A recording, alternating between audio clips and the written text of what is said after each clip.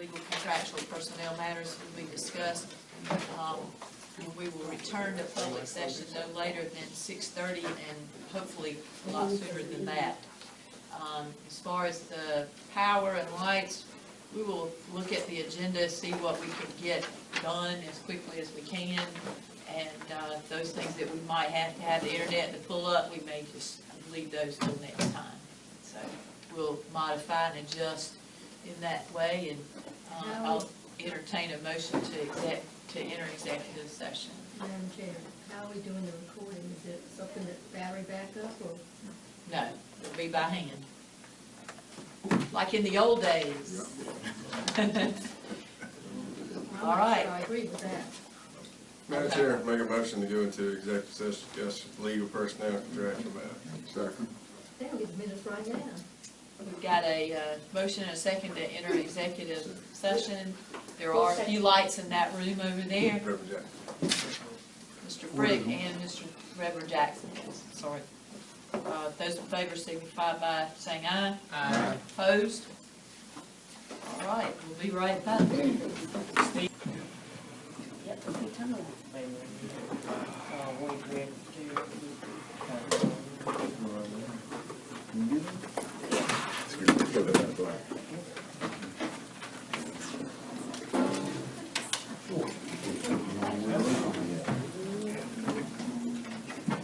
Jack, you recall me there?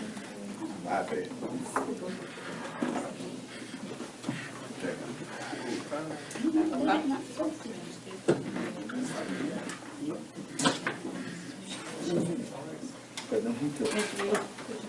We have to record at the vice there. Hold your breath. The boys here in the iPad. Okay, great, thank you.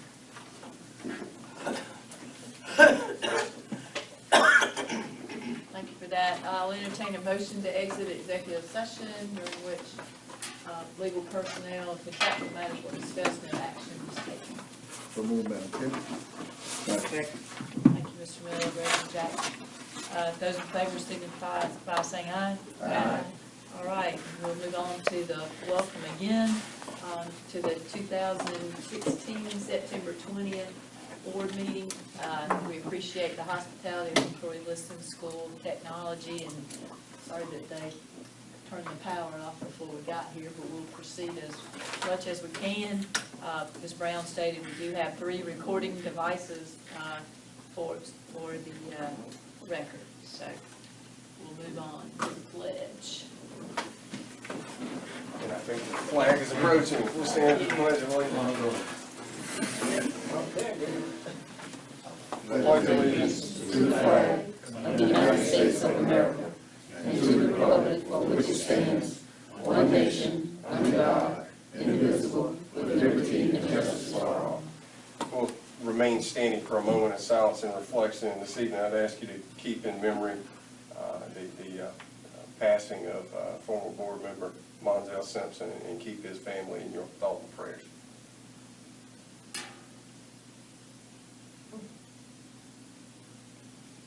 Thank you.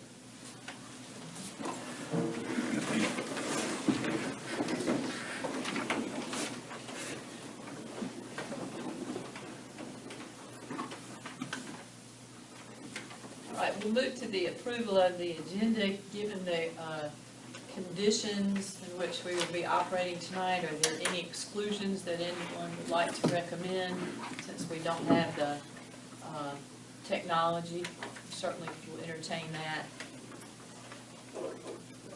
Madam Chair, should we hold off on the school field trip policy if we don't have that? Or I don't. If everybody's reviewed over it, prepared to test, that's fine, but. And I was feeling the same about the board minutes. I know we sometimes pull that up. I feel like the minutes we definitely should hold off on until next time, just because that's critical that we have those up in front of us. The field trips, is that? Whatever the pleasure of the board is. Yeah, that, absolutely, and the minutes as well. I just. And finance. And finance? Yes. Is that a kind of a general head nod consensus? Yeah. Finance minutes and field trip action? Yes, ma'am. Okay, great. Any So, motion on it? How about, why don't we do that, since we're at the approval, let's just, I'll entertain a motion, to move forward with the agenda as written with the exclusions stated. The minutes, D, the overnight out-of-state field trips, as well as the finance report, those will be the exclusions. So I'll make that, throw that out as I won't make the motions, but I'll entertain the motion and second for that. Okay, I move in, Madam Chair, that we move forward with the agenda in light of the lighting situation with the exclusion of the board minutes, which is item D, the finance, which is item G, and the field trips, which are item F. F1? F. Madam Chair, I second that. Okay. Thank you, Ms. McDaniel. Mr. Miller, any discussion on that? All right, hearing none. Those in favor of the agenda with the exclusions stated signify by raising his right hand. It's like 7, thank you. And public comment. Madam Chair, we do have one public comment this evening, Dr. Janet Mason, who I think is well aware of her 5-minute time limit. Now it's 2 since we have no lighting. I think that's I got ruled out last week, so last time. You won't have to worry about hearing me, because I used to be a PE teacher, and you have to talk across the field. So I got a big voice when I need it. Folks, just as a couple of things, and I'll say them as quickly as I can. Number one, I want to, well, first let me greet you, Ms. Reed, Dr. Green, and fellow board members. As always, I'm delighted to come and share with you my thoughts and feelings, okay? The one thing I want to encourage you to do, some of you do it already, and to further courage, attend the meetings that Mr. Green, Dr. Green has started, and as I had a chance to tell him the last meeting, last week, the breakfast, that I always thought I was smarter than him, but he's come up with a couple ideas that I thought, wow, I never thought of that. And that's to have a breakfast to invite the community, the pastors, the faith community, which spreads the word out on what the school board is doing, because you are making such tremendous achievement. It's very important that the community know about it. So when you get a chance to come to those breakfast meetings, please come up. I know you have jobs and other commitments that makes it very difficult. But at this last meeting, folks, for those of you who weren't there, please be aware that we had some very influential people in the community there, the shakers and the movers. And they were 100% behind, they expressed it, what the school board is accomplishing right now. And that was so important. I have not seen that. I've been back here 23 years. First area in which I have seen that kind of achievement from getting the community to be behind the school district. So that, as much as you can, please come. One quickie now, let me see if I can get this down quick. Dr. Green presented something to all those people that I had heard about it before. And as some of you who know me from before, like Ms. McDonald, excuse me, darling, know that several years ago, before he came, when we were going through the revolving doors of superintendents, let me tell you something. I was then working as a consultant for the district to go out with the young teachers and to help them to improve. And on one occasion, I had the privilege to go with interviewer, go look at a young lady, and it's so rare, folks, that you see one who is superb. And this is her first year out of college. And you know, every once in a while, it just makes my heart sing when I see a young person who's come out of college so well trained. And then she invited me to come back anytime I want to. Well, a couple of years she stayed with us. And then after a couple of years, and once again, she invited me to come out and see her. And she had all excited about what she was teaching. And at the end of it, we sat down to talk. Now, what I'm leading to is, what can we do to keep those people? And that's what we were doing, is losing them. And the young lady told me, Dr. Mason, I hate to tell you this, but I'm going to be leaving Fairfield after this year. And I said, what? Why? What have we done to you? And she said, I don't have anywhere to live. And she said, I'm tired of driving to Columbia every day when school, my work is finished, and being back up here every morning. And she said, if I just had somewhere to live. And I came back and reported that comment to the superintendent. And she said, at that time, the lady who was superintendent, she said, you know, I'm aware of that, but there's nothing we can do. So this a suggestion that Dr. Green has come out with helping to get somewhere for these young people to live, could mean a tremendous difference in maintaining and keeping, even if it's not just keeping those that we catch coming out of college. But, you know, we are a floating society nowadays, but even a young person who's in another city, so say in Chester or somewhere, who decide, I think I'll go down there to Fairfield. They got a program I'd like to teach on. They wouldn't mind coming here because we have somewhere for them to live. So please, folks, keep that in mind. Look into it carefully. And those people who were at that meeting last week, they were 100% supportive, just blew me away. They were 100% supportive of what we can do to build someplace where our young people can have. And the girl said to me too, by the way, not only no place to live, but she said, there's no social life here. You know, any social life I want, I got to go back to Columbia. So, but the housing, and then the people who have the businesses here are pointing out that if you have these young people live here, this is where they spend their money too. So you'll be working to build Fairfield County, not just give it up. Woman told me I got to shut up. Yeah. All right, thank you, folks. Thank you, sir. Thank you. Madam Chair, I know we don't normally respond to the public comment, but I just want to encourage Dr. Mason to go to the town of Winsboro and also to the county council, because when the young lady talked about social life, when you were speaking to her, Yeah. Mayor Benjamin didn't wait on the private community. We have Benjamin in Columbia? Yeah, to Yeah. put things in place for Yeah. individuals to do it and keep the young folk involved in Columbia. Hallelujah. They actually spend the city money for the ballpark and for the skating rink and for, I mean, they have festivals and everything down there, cultural things, and so if you would go share that same sentiment with them, I think it would help. I make a will be difference. happy to. Thank you. Another group will be the Chamber of Commerce. Okay, thank you. We'll move on to the superintendent's report. Madam Chair, members of the board, I want to just kind of follow up, during the last board meeting, one suggestion that Mr. Frick made was that I surveyed the staff to get some data on how many people would be interested in our whole Teacher Village concept.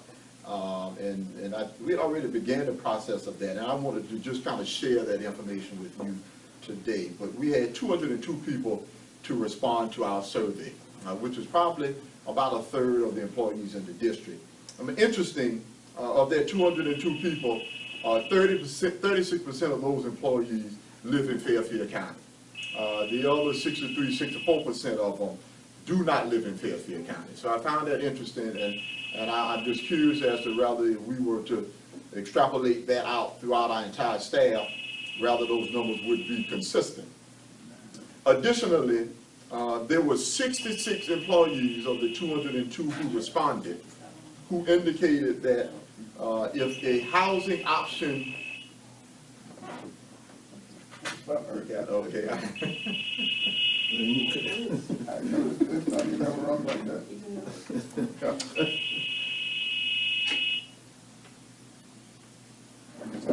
Let me go out and take care of it. And so, as I was saying, of the 202 people who responded, there were 66 who indicated that if there was something available as early as August of 2017, they would be interested in moving into such a facility.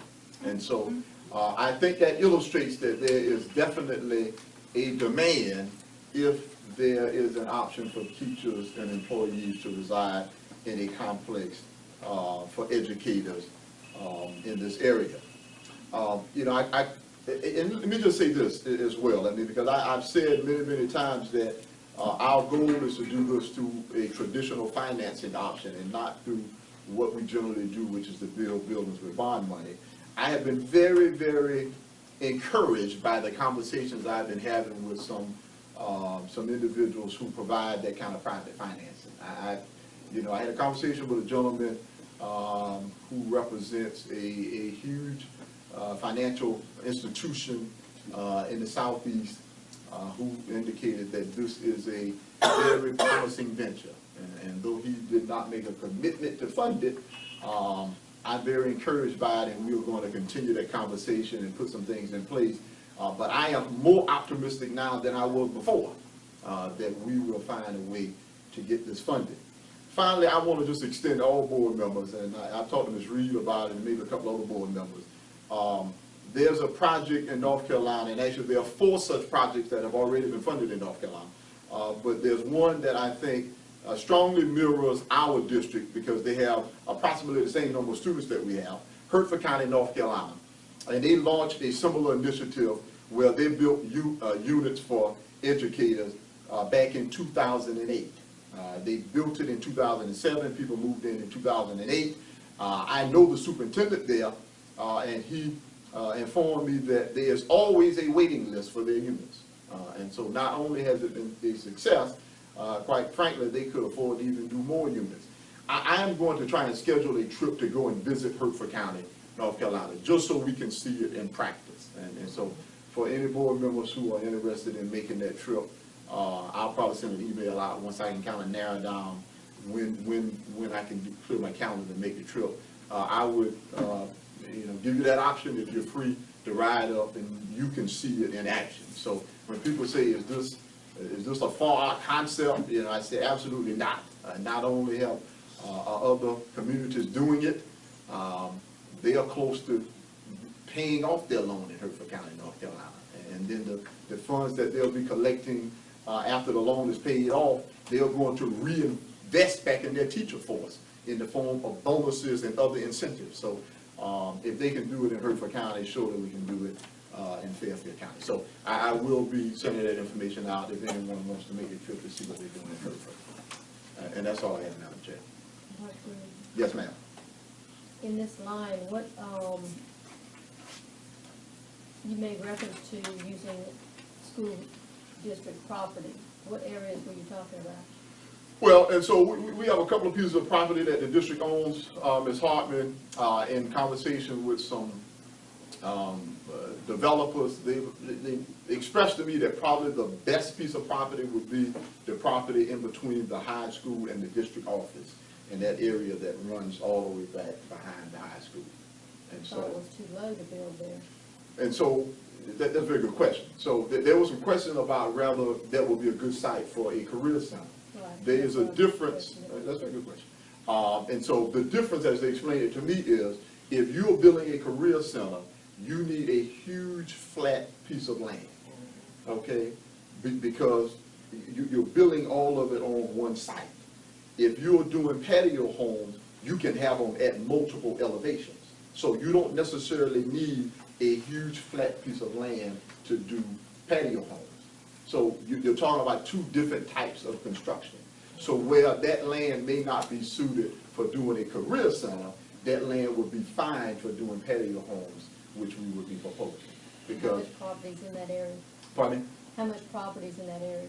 We probably own about 90 acres total. And so that land runs from the front of 321 all the way back behind the district office, back behind the high school. But it is a pretty extensive piece of property that the district currently owns. Were you able to find out whether the district is able to venture into this? Well, I'm not seeking to use any bond money, so I have no But if you need to. use property, that would be, Oh, you have to use the district property? right. Oh, absolutely, yeah. I mean, why couldn't you use district property? I don't know. I'm just- Oh, yeah. I'm just asking. I think you do need to probably check that out. Well, yeah, but, and once again, as I said last time, we're just in the investigation phase. But before we got to the point of actually any construction, all of those T's would be crossed and I's would be dotted.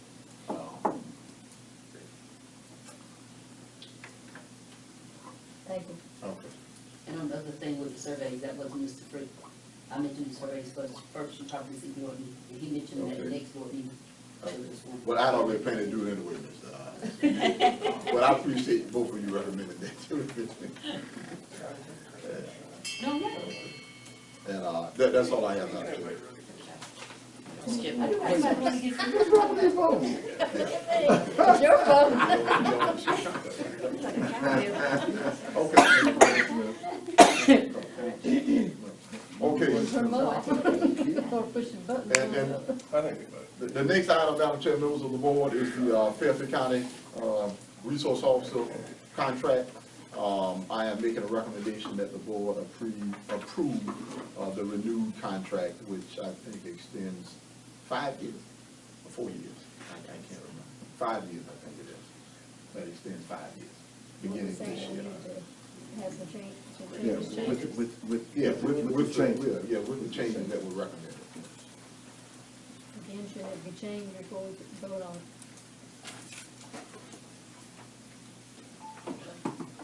You don't have to vote for it. There's been, this is what we put out. So is there a motion and a second? Madam Chair, I'd like to make a motion that we accept the superintendent's recommendation on the SRO contract with the extension, with the changes that we have 2 officers at the high school and 1 at the middle school, and that they continue to reach out to the schools, which is Kelly Miller, Giger, and as well as McCrory Liston, providing they get a second. And they revisit the finance piece they have in there. Yes, ma'am. Yes, and add that on to it. Financing the overtime. Yes. Yes. Providing they get a second. I'll Thank second you. that. Okay.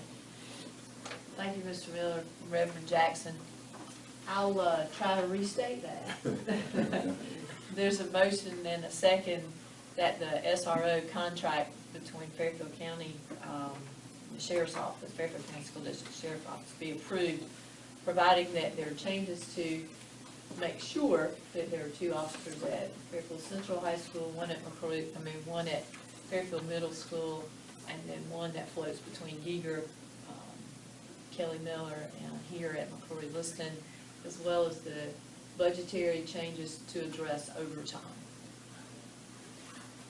Any discussion or question? And can I just have one statement just relative to Ms. Hartman's statement? I think the reason she made that statement is because when we went to the law conference, they did caution that we should not vote on things unless we have the final document. So, if maybe, if you know, if the board still want to go ahead and vote on it, if maybe we can just have that revised document, Dr. Lee can just send it to us as soon as possible. So if there are any issues, then we can get it addressed as soon as possible. Thanks, yes. One thing that we were actually referring to was, it was brought up specifically about the minutes voting on it before the corrections are done. Let's say revise, I agree with,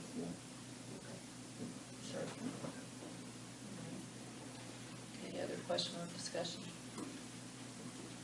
Those in favor of ratifying that contract, or actually, well, it is ratification, it ended in June.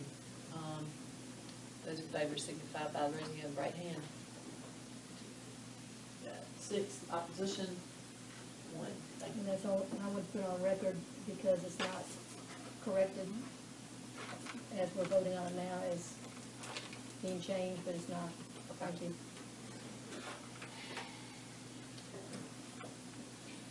All right, we'll move on to, we're gonna skip the overnight field trips and out-of-state field trips. We'll move to the student records policy. Good evening. Good evening. For your approval is the policy JRA, student records, and administrative rule JRA-R, student records. And for your approval, it's for first reading. And basically, the genesis for this revising of the policy was we received a memo that was included in your documentation from our board attorney, Childs and Hannigan. And FERPA has gone through a lot of changes, and both of these policies have not been revised since 1997 and 2001. And during that time, there's been a lot of course, enhancements with technology, and therefore, Childs and Hannigan felt it was prudent to go ahead and revise our current policy and administrative rule regarding student records to reflect the changes at the federal level with FERPA, which stands for the Family Educational Rights and Privacy Act, which governs our student records.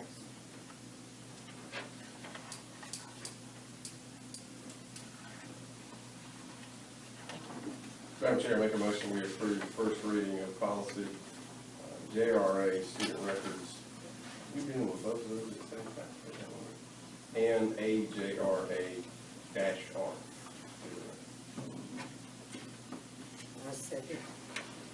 Thank you, Mr. Cook. Ms. Harrison, questions or comments? Them too. I know Dr. Edwards stated that part of this was because of FERPA, but the memo that we received from Childs and Halligan's law firm stated that it had something to do with the number of requests that they were getting for information regarding student directory and what actually made up the student directory. And I'm just wondering, have anybody, or Dr. Reed, have you had any, or Dr. Edwards, any direct conversation with his office about what specifically they are referring to? I know one of the things they listed was the tapes on the school buses, and well, we don't have them in the classroom. And when there are requests for the tapes to be seen when there are student fights or student altercations or whatever, and you know, you could put a situation to rest real quickly, as we've seen with all the officer and citizens involved shootings on both sides of the fence. So to take those tapes and secure them, if that's what he's, part of what he's inferring with the student record law, might cause us some different issues. So back to my questions, I know I said a lot of stuff. Was there any conversation with his office as to what really led to this policy? Well, and that's why it relates, Ms. McDaniel, to FERPA. And so the question is, what information should be a part of the public record, and what information is private. And so as as Dr. Edwards said, as FERPA has been expanded, then I think as a school district, we have a responsibility to our students to ensure that we do not release any privileged information of them. And so, for example, you referenced something that may occur on a bus, for example, if there were a video. Well, you know, as a parent, my perspective may be, I don't want a video involving my child to be on the news or to be in someone else's custody. And so the argument can be made that FERPA would cover that information, and therefore that would be privileged information that would not be required to be in the public domain. Okay, has it been, any cases been adjudicated already to support that if the media, and I wouldn't even refer to the media because I can clearly see someone saying the media is not going to get the information to expose it. You can't stop the students from videoing it, and we know they had their little cell phones right there with them. But my concern is more if the tape needs to be utilized to determine what happened if a fight occurred, whether it's on the bus, in the cafeteria, at the school, anywhere involving our students on district property. And so I think what the attorneys are advising us of is, let's say not only the media, but let's say anyone were to do a FOIA request. And so it doesn't necessarily need to be the media. Let's say it's just a private citizen who does a FOIA request involving information that involves my child. We should have a policy that prevents us from being obligated, for lack of a better word, to provide information that, for example, parents would not want provided on their children. And I don't have a problem with that either, but I guess I'm trying to get a clearer understanding as why he's linking the two. Because I'm not really understanding why he would say that a tape of students fighting will be protected as student record. And student information is student directory. That would not be considered a student directory. I mean, we can sit here and vote and say that, because we can vote here and approve anything. But why would we want to vote for something that can be adjudicated, and then now we look not so well in the public's eye that we voted for something, but it could give the impression that we're just trying to do something to conceal the information, why can't we just have a separate policy to say that, any videotaping or whatever we're trying to protect of the students is only going to be released at the approval of the superintendent or the approval of the board or based on whatever's in that particular policy? Why would we try to link it with the student records? And so what I would say is, the way the attorneys are framing it is that all of that falls under the context of student record. So if you wanted to request a videotape involving my child, or if you wanted to request my child's grades, or if you wanted to request any information on my child, we're saying that that information should be privileged information. And I understand what he's saying, but Ken Child's office have, okay, I'm about to say something, I'm probably in trouble, but it is what it is because it's in the news.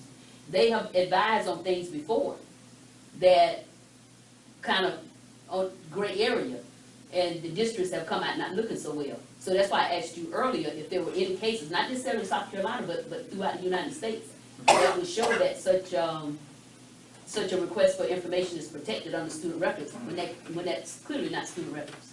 So when you say that, what's clearly not a student record? A tape of a student fighting. Well, I guess I would disagree with that, because I would say that would fall under. You got a board member in the audience, Dr. Mason? That would fall under, I would consider it to be a part of a student's record. Well, I okay, guess that's and we can subjective. disagree, Yeah. we can agree to disagree with that, which says then that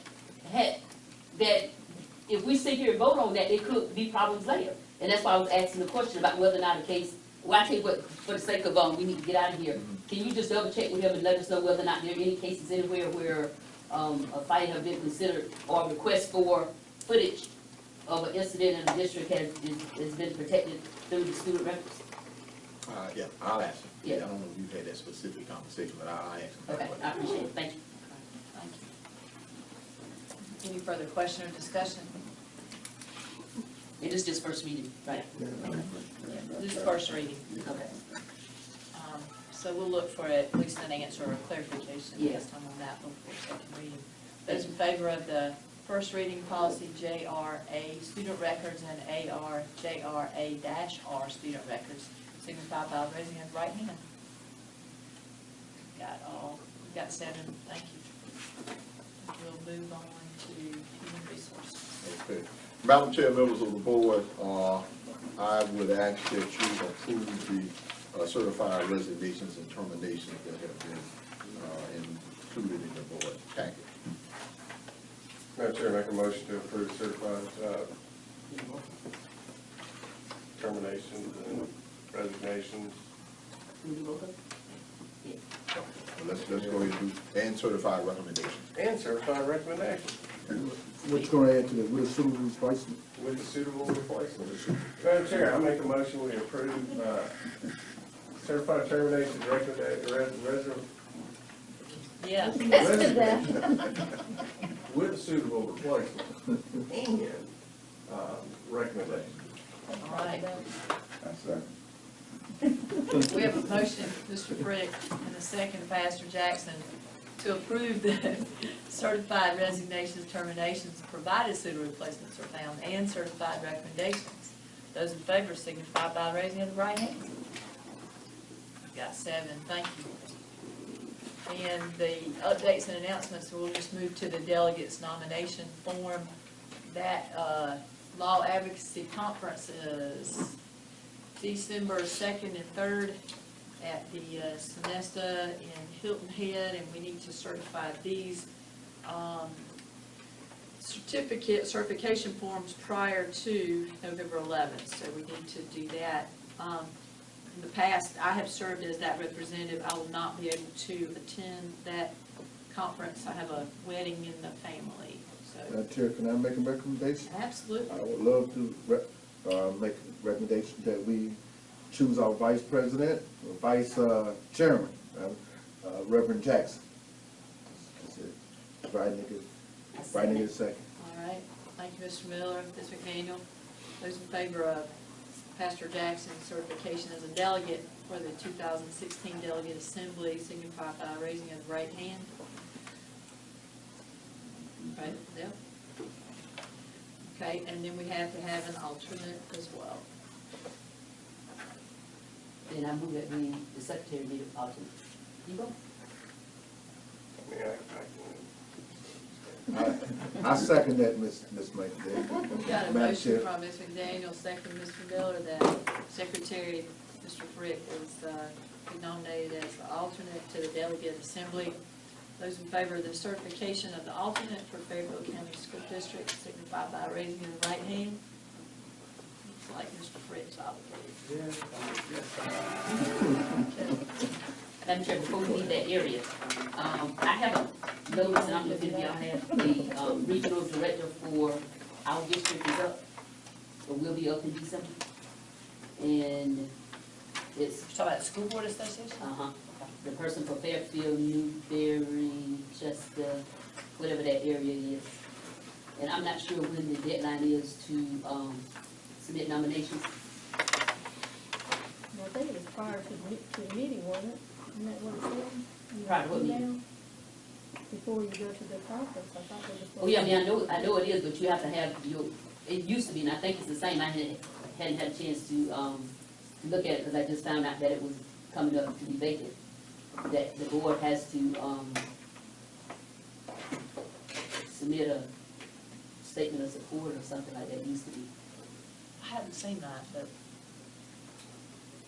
So, I was hoping someone from this board would run for that, seat.